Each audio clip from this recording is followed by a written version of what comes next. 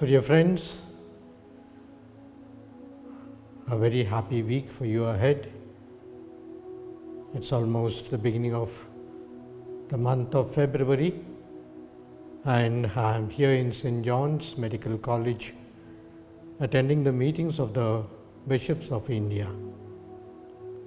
It's pleasant for me also to speak to you the normal, usual things and also something special for this week.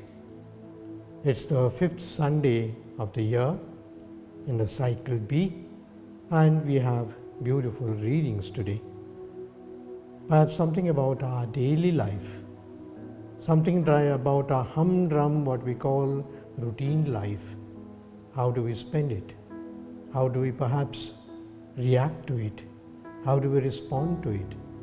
Many a time it does happen that we believe that our life is just sort of dragging away, drifting away.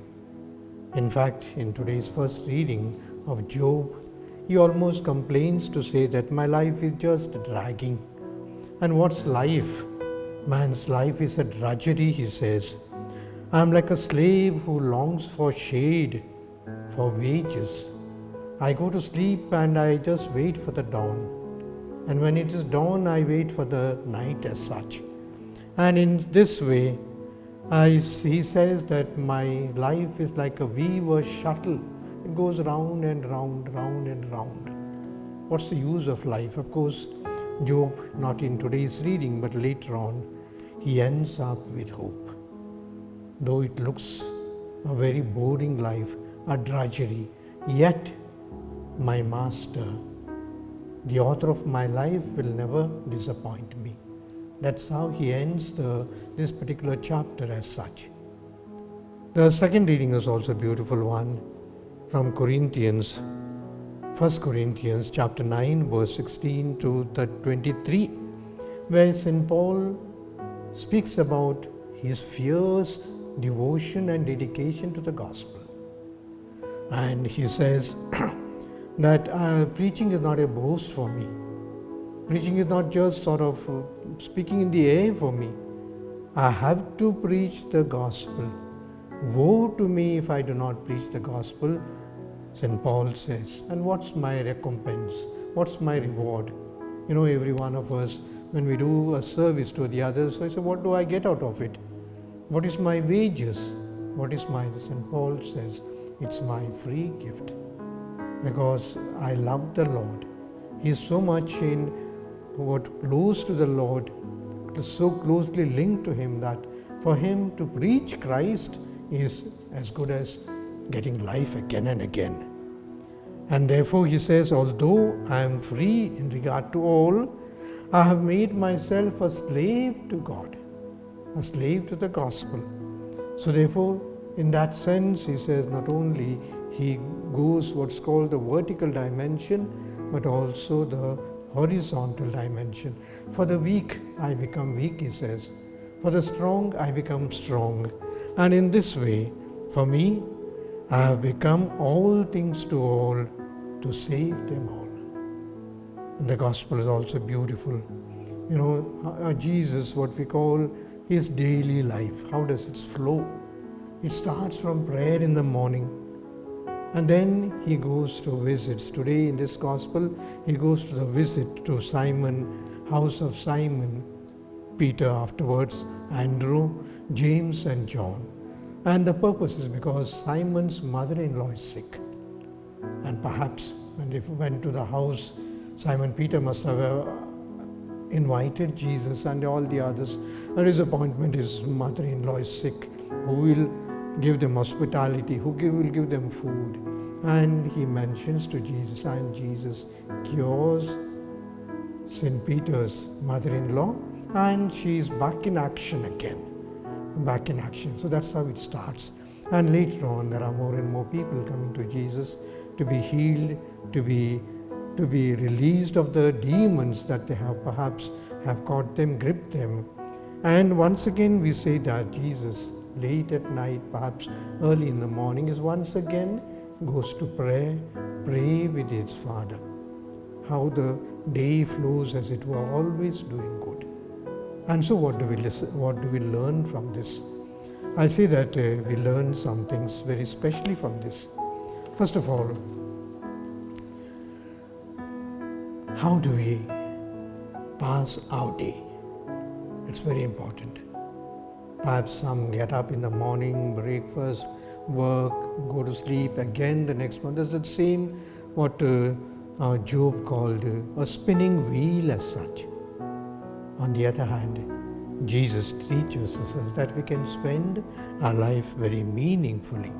Instead of considering the life as dull and pointless, let us live our lives as Jesus did, full of dynamism and zeal for the glory of God. Secondly, we don't live for ourselves. Of course, I have to eat, I have to drink, I have to perhaps put on clothes, I have to do many things for myself. But that's not the only end. We live for others. We see Jesus, how perhaps every minute he looks out for people who are in need. He reaches out to them, those who are sick, those who have to be consoled, those who have to be instructed. He lives a life for others. And so we also try to, in our day, accommodate the service of the others in some way. Thirdly, we are instruments of God's healing. Every one of us.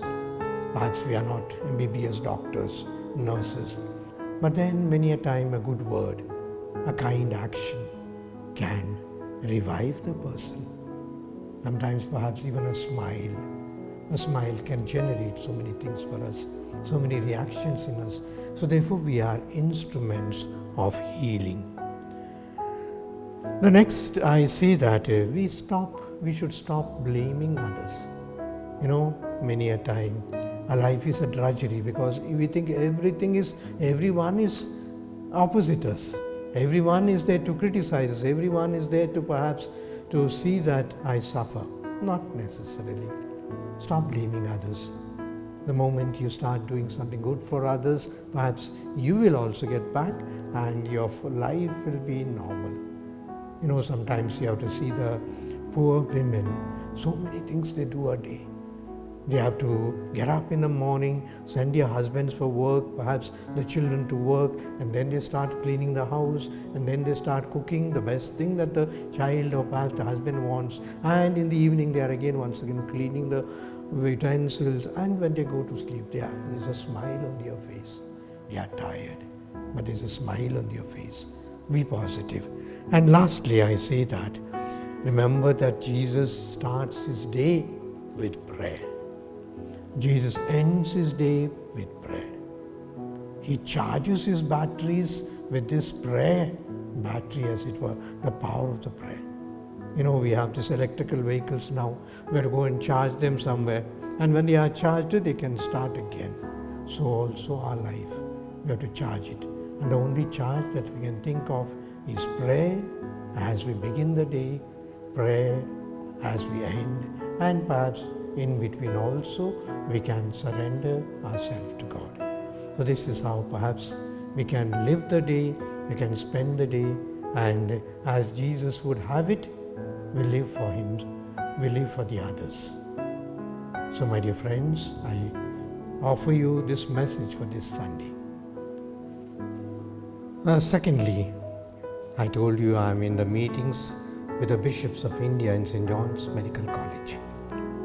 We had meetings, we are having meetings now, what's called the CCBI, the Catholic Conference of the Bishops of India, and CBCI, that's the Catholic Bishops Council of India.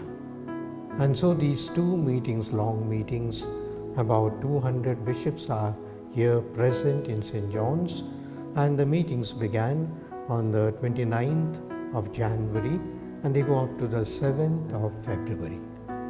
Perhaps you might wonder why the bishops have to spend so many days here. They could be doing more better work in their dioceses, and why should they come all the way from all parts of India to Bangalore? Now, first of all, the meetings could be in other places, but Bangalore is preferred because St. John's Medical College has got a beautiful setting There are rooms for all of the bishops to stay together, whereas in the other places, all the bishops cannot stay together. Maybe 50 will stay here, 50 will stay there, 100 will stay there, etc., different places. But here everything is convenient. The staying, the food, and the added advantage of the bishops also can undergo what we call the medical checkup if they want. And so these meetings that take place once in 2 years, each body, CCBI meets once a year, CBCI meets the next year, and therefore every alternate year we come here for these meetings, or maybe we go to some other places. The theme of this time is very interesting. First of all, there are 3 or 4 themes that are being taken up, or issues that are taken up. The first of all, what we call the socio-political situation in the country.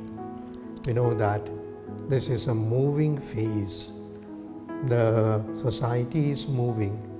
At the same time, the politics and the other things are also changing.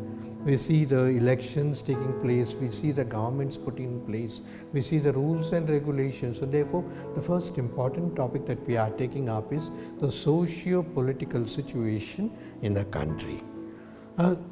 Secondly, there are many challenges that the Christians are facing in different places. We have here bishops from all over India, north, south, east, west, and each of the dioceses have their own problems, but also there are some common problems. For example, the situation in Manipur, the challenges of Manipur. We have all seen it on the TV, how difficult for those people it has been. They are all over the country, they have been displaced. And as we know, in Bangalore itself, we have taken about 800 children in Karnataka state, and they are studying in different places. So therefore, the challenges that are faced by them, what is our response?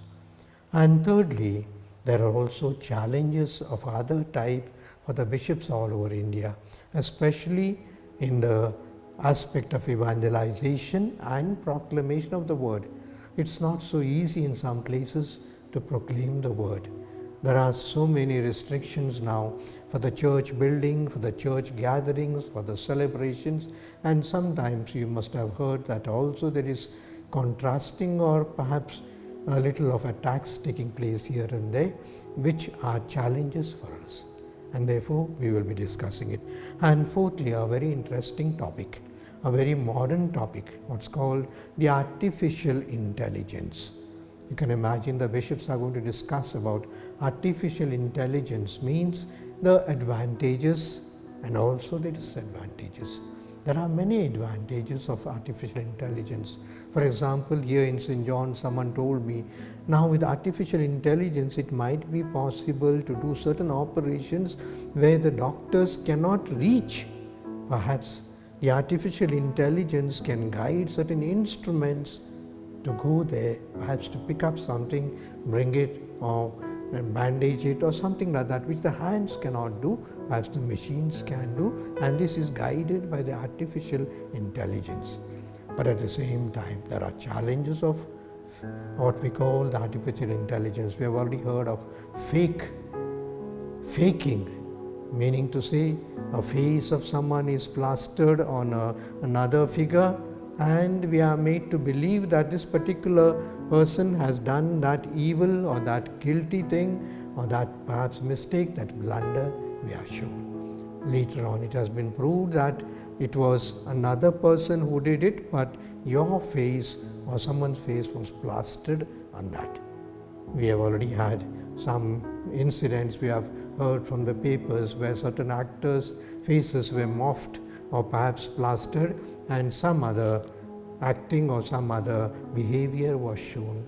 So there are advantages and disadvantages. So these are the 4 topics that we will be discussing here, and basically this is going to take place here in St. John's, and we have here almost 3 cardinals are here: Cardinal Oswald Gracious, Cardinal Philip Neri, Cardinal Clemis, and Cardinal Pula of Hyderabad, Anthony Pula of Hyderabad. So 4 cardinals are there.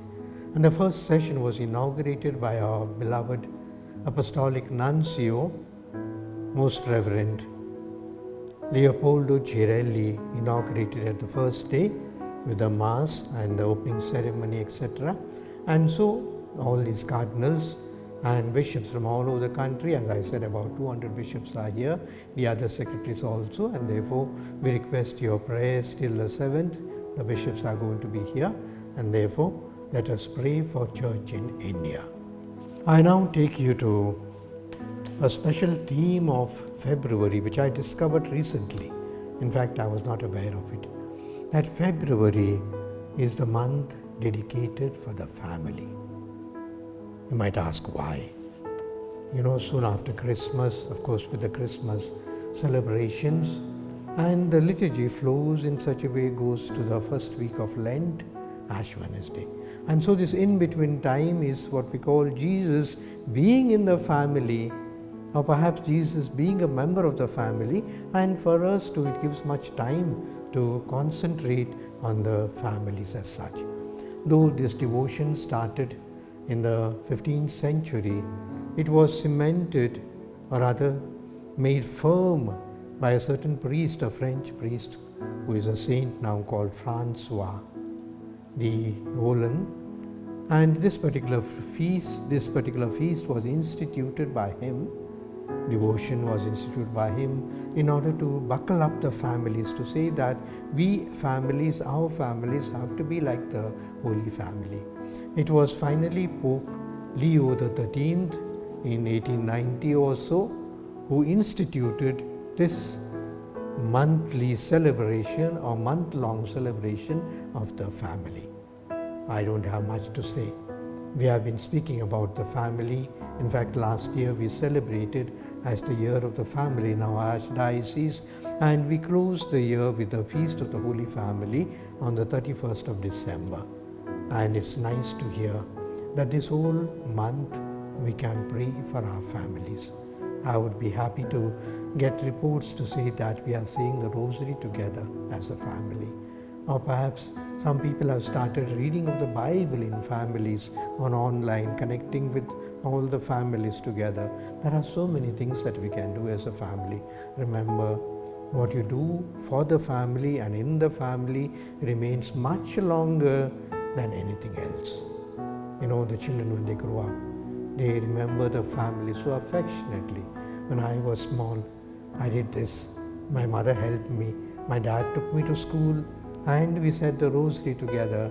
When we were going, we went for a pilgrimage together. These are all what we call the memories which last long, because the family that prays together always stays together. So dear friends, I speak to you about something that is coming up in the month of February and January. A little thought we give to children. It's called the Holy Childhood Association. In fact, the feast is normally end of January, or beginning of the celebration is kept up normally in the end of January or beginning of February.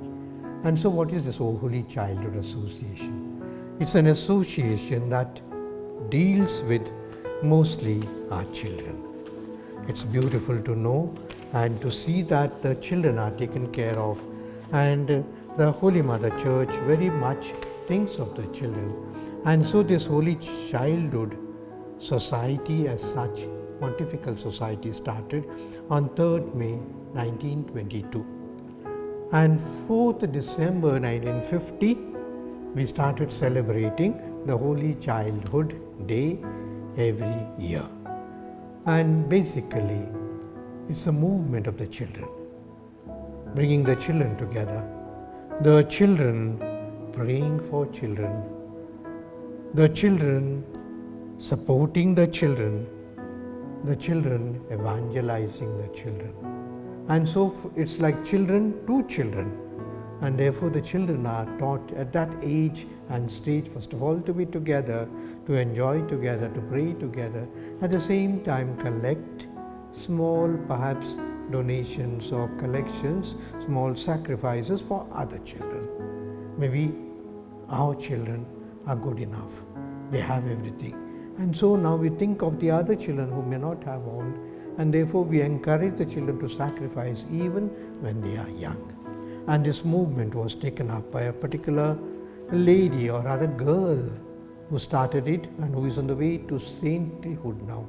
Her name is Pauline Jericot. She was a French girl, very poor girl. And it occurred to her that looking at the poor children, I can do something. But some people said, what can you do, Baba? You yourself are poor, and how many children you can help? But then she got her companions and said that we shall start stitching a little. Small clothes which we can sell, gloves which we can sell. And so this is how she got more and more women, more and more girls connected to each other, and she used to go and give these savings to her parish priest. The parish priest was so happy that the children were thought of, and therefore he also popularized it, and today it's a worldwide movement. I hope your children also are encouraged to contribute something for the Holy Childhood, and it's not only the money that matters, children praying for children, children sharing with children, children evangelizing children. So basically, Holy Childhood is a children's society, of course supported and helped by the elders too. I now speak of a very special saint. I spoke to you about the children, perhaps a child saint or perhaps a teenager saint, a woman saint, a girl saint, Saint Agatha. And her feast falls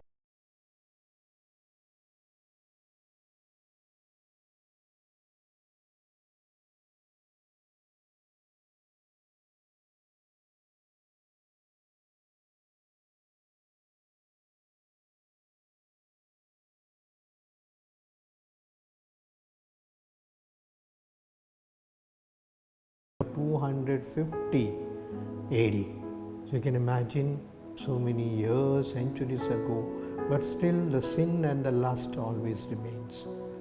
But then beauty of this child was she somehow got in touch with the Christians in an age when Christianity was banned. Christianity was considered an enemy.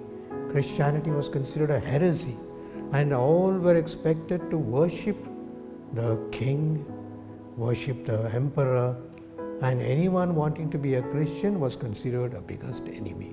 They were thrown to the lions, they were crucified, they were given so many persecutions, and therefore this child or girl perhaps had a double reason to be tortured or to be persecuted. One thing, she was beautiful, and the prince himself fell in love with her, and he said, I will give you the whole world if you marry me. But she said, no, I have given my heart to someone. And who is it? Jesus. Jesus. And therefore she said, I am ready to die for Jesus. And naturally the prince was very angry. He put her into prison, and he came and tried to entreat her. She didn't listen. She threw her to the brothel where all these evil things take place. There also she didn't succumb, and then she was brought and tortured. In fact, physically tortured. Her breasts were cut off, and so many other worse things were done, but she died very smilingly for the Lord. And so Saint Agatha, virgin and martyr, what we call a model for girls. Perhaps some girls will also try to see the beauty of this virginity, the purity of her heart, and also the constant steadfastness of her heart and love for Jesus. Friends, now I'm going to speak to you this month of February, or rather this week itself. Somehow, coincidentally, it happens to be the week of my predecessors, the emeriti bishops, archbishops of this archdiocese. I mentioned 3 of them. First of all, 5th of February marks what we call the 60th episcopal anniversary of Archbishop Emeritus Alphonsus Matthias. Archbishop Alphonsus Matthias is here in St. John's. He is given a room here, and he is quite old, 96, 97 years old. He is clear and lucid, but he cannot get up and walk. He's on a wheelchair and he's taken to meals, etc. on the wheelchair. He celebrates the Mass. And a year ago, we had taken an interview for our Vatican II exposure of the documents, and he gave a beautiful interview about half an hour, which means he can talk, remember, has got a very clear memory. And so this Archbishop of ours was 60 years ago ordained as a bishop. He is one of the oldest bishops in India as a bishop. Perhaps there is someone who is little older than him in age, but as a bishop he is the oldest. He was born on 26th June 1928. He was ordained a priest in 1954, 24th of August. He was consecrated as Bishop of Chikmagalur, the new diocese that time, on 5th of February 1964 by Archbishop James Knox, who was the apostolic nuncio that time. Soon after his ordination as bishop, he attended the Vatican Council, some of the sessions there, and he happens to be one of the 6 who are living still who attended the Vatican Council. You can imagine this great man was also our Archbishop. He was appointed Archbishop of Bangalore on 12th September 1986, and he resigned as Archbishop on 24th March 1998. He was also President of the CBCI, the highest body in India of the bishops, from 1989 to 1994. So on 5th of February, we pray for Archbishop Alphonsus Matthias in a very special way. And we pray that God has kept him as a jewel, as a shining example for us here.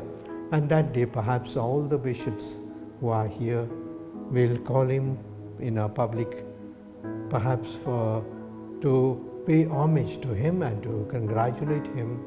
I hope he will be able to come, because it's very difficult for him to take from place to place except on the wheelchair, and if it's a long distance, perhaps he may not like it also. But we in the Archdiocese will pray for him very specially. Secondly, we remember also on this day that one of our previous archbishops who became a cardinal, you have guessed well, Cardinal Doraiswamy Simon Ludswamy. He was the second Archbishop of our Archdiocese. Soon after Archbishop Thomas Pathakumari, he took over, and he will be celebrating if he was alive, he would have been celebrating on 5th of February 100 years of his life. So therefore it's 100th birth anniversary of Cardinal Ludswamy. Cardinal Ludswamy was born on 5th of February 1924, and he was ordained as a priest on 21st of December 1951. He was consecrated as the Auxiliary Bishop of Bangalore on 22nd of August 1962. And he was Archbishop of Bangalore from 1968 to 1971, and he moved to Rome as the Secretary of the Propagation of Faith, and later on he was raised as a Cardinal on 25th of May 1985 by Pope John Paul II, now a saint. And he was the prefect, that means the highest chairman of what we call the Oriental Congregation, and he was prefect for almost till 1994, after which he retired, and he was living in Rome itself. He died in Rome on 2nd June 2014, and he lies buried in the Immaculate Conception Cathedral in Pondicherry. We also pray for him very specially and ask God's mercy and compassion as he is enjoying his stay in heaven. We pray for him very specially that day, on the 5th of February. Thirdly, our Archbishop, late Archbishop Ignatius Pinto, who died last year. And this year, on 8th of February is his first anniversary. We know that Archbishop Pinto was also the Archbishop of our Archdiocese for a long time before Archbishop Bernard Morris took over from him, and he died last year at the ripe old age of 98 years. And this year, on 8th of February, is the first anniversary, and I will be offering, along with the other priests and perhaps some more bishops from Karnataka may also join on 8th of February, that's Thursday, in the cathedral at 6 o'clock evening mass. I would request those of you can to come and pray for our Archbishop, very especially on 8th February, that's Thursday at 6 p.m. I now speak about the feature that I have started, what's called the jewel of the Archdiocese. And what's this jewel that I'm going to speak to you about? This jewel is nothing else but St. John's Medical College and Hospital. It's called the National Academy of Health Sciences. And it was established by the same body that is meeting to here, what's called the CBCI, the body of the bishops. It was established in 1963. And the hospital started working in 1975, and soon there will be the Golden Jubilee celebrations. And before that, the medical college also has celebrated about 60 years of its existence. What's special about this St. John's Medical College? It is one of the jewels, of course, for whole of India. It's the only Catholic college that is training doctors and nurses all over India. And the motto of this college is to live for others. I live in order to that you may live, that you may have life. We have that beautiful quotation from the Bible. John chapter 10 verse 10 says that I have come to give life and life in abundance. So that's the motto of this college.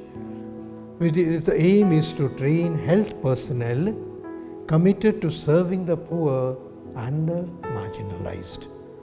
It was built, why you may ask why it's named as St. John's.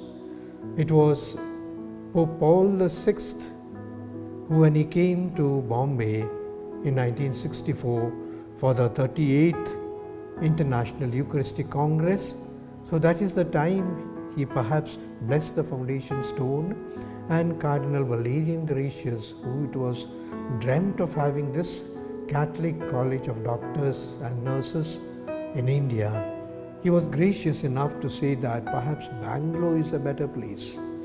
Cardinal Valerian Gracious could have placed it in Bombay itself. But then, having this what's called the wider vision of India, he said Bangalore is better as a climate, and the religious, the priests, the people will be supporting here much more, and therefore we are here. And it's called St. John's because St. John the Baptist is the patron of this college, and Saint John the 23rd, Pope John the 23rd, was the one who favored, or rather who conceived the idea of having this college in India. So therefore we are fortunate to have, as you all may be knowing, that our own Archbishop, the first Archbishop, Thomas Pathukumari, was the first one who took initiative, first of all, to find out the land, the buildings. He was the secretary of the CBCI. He was the secretary of also the Medical Society, and therefore he worked hard in order this college be established here. I have read his circulars asking the people also to give the Sunday collections and the others, perhaps a small amount, but every pie was very important when the college was started. And the other dioceses were also asked to make a one-time or perhaps an annual contribution of 1,000 rupees for each diocese. 1,000 rupees that time, you can imagine 60, 70 years ago, it's like a lakh or 10 lakhs today. But the bishops also sacrificed. Bangalore Archdiocese sacrificed a lot. And to think that the college started first classes, or rather the first and the second year was taken up, or rather continued in our own premises of Maria Niketan, St. Mary's Maria Niketan, boarding orphanage, there it took its birth. There's a beautiful photograph on the steps of that building that we have. Nicely, all the new doctors smiling beautifully along with your instructors and with your faculty members. A beautiful photographs, I've seen it. So therefore, the Archdiocese also was very much involved in St. John's Medical College. And just now we have almost 2,500 candidates studying in different strata, different stages as doctors, nurses, research scholars, pharmacists, and so many others. I am told there are about 7 important training colleges here. And there is also a world famous research center. The hospital itself has got a capacity of 2,000 beds. You can imagine, and every day thousands of patients are coming here. A dream that has started with a small flame, as it were, is now a big banyan tree. St. John's Medical College continues to be the jewel of Bangalore and the jewel of the whole of India. We encourage, we bless. There are many doctors from Bangalore, many candidates who joined here and have become big doctors, and they are serving all over India. They are serving perhaps even abroad. So let us bless and thank God for this jewel, St. John's Medical College and Hospital in Bangalore. The Shepherd's Voice, which is being presented by our beloved Archbishop, Most Reverend Dr. Peter Machado, the Archbishop of Bangalore, who takes so much of interest and concern in order to bring the various topics, the contextual aspects, in order to inform, educate, and catechize all of us, the priests, the religious, and faithful of this vast archdiocese. And I'm sure you are enjoying this program, Shepherd's Voice, and I request each one of you to share with your other colleagues, friends, and family and relatives, near and dear ones, so that everyone in this archdiocese can be more closer to listen to the Archbishop on this Shepherd's Voice, the weekly feature. My dear friends, as I've always told, that this is a wonderful platform wherein we can connect to the shepherd of this archdiocese, wherein he brings in the interesting topics in order to increase our devotion and love towards God, and also to know the spiritual matters that concerns our faith. In a very special way, you are most welcome to ask your questions, queries, and you can send them to us at archdblr@gmail.com, and you will also see our mobile number in and through which you can connect with our media center, Ave Studios, and the Archdiocesan Communication Center. Please do write to us your feedback, your opinions. Thank you. Continue to watch and continue to share with others.